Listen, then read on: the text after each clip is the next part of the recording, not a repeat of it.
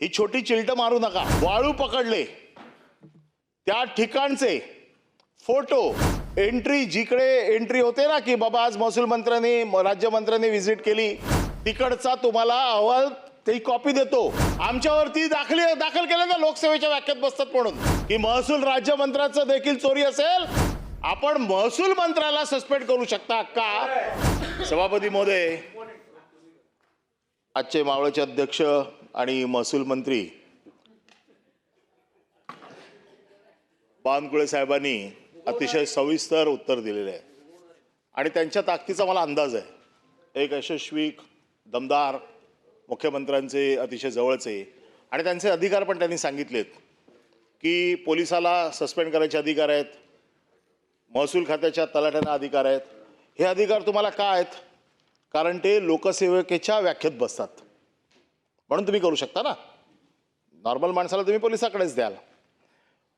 आमदार वाळू पकडतायत, बरोबर आहे, आमदार देखील लोकसेवेच्या व्याख्येमध्ये बसतो, पण महसूल राज्यमंत्री वाळू पकडतायत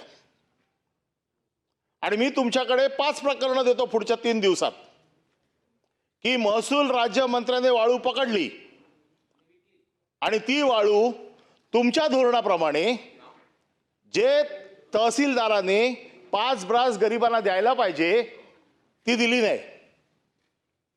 आता माझा साधा प्रश्न आहे, जी ताकद, जी हिम्मत एक कणखर महसूल मंत्री म्हणून तुम्ही तलाठ्याच्या बाबतीत वापरताय, तहसीलदारच्या बाबतीत वापरताय, आरटीओच्या बाबतीत वापरताय, ज्या महसूल मंत्र्याने वाळू पकडले त्या ठिकाणचे फोटो, त्या ठिकाणचा एंट्री जिकडे एंट्री होते ना की बाबा आज महसूल मंत्र्यांनी राज्यमंत्र्यांनी व्हिजिट केली, तिकडचा तुम्हाला अहवाल ती कॉपी देतो। हे सगळं प्राप्त झाल्याच्या नंतर आपण महसूल मंत्र्याला सस्पेंड करू शकता का? त्याचं कारण असं आहे की ते देखील लोकसेवेच्या व्याख्येत बसतात। आमच्यावरती दाखल केलं ना लोकसेवेच्या व्याख्येत बसतात म्हणून आता हिम्मत दाखवा। आणि माझा साधा प्रश्न आहे, ही छोटी चिलट मारू नका। मारायचं आहे ना, मोठा गडी मारा आणि तुमच्या हिमतीची तर मी दाद देईनच, कारण मला माहिती आहे तुम्ही एकदम ताकदवर आहात। आज सभागृहाला नाही, तुमच्या माध्यमातून महाराष्ट्राच्या तमाम 12 कोटी जनतेला कळू देत की महसूल राज्यमंत्र्याचं देखील चोरी असेल तर आम्ही ती मान्य करणार नाही। सरकारचा कणखरपणा दाखवण्याची ही वेळ आहे, आता उत्तर द्या। महसूल मंत्री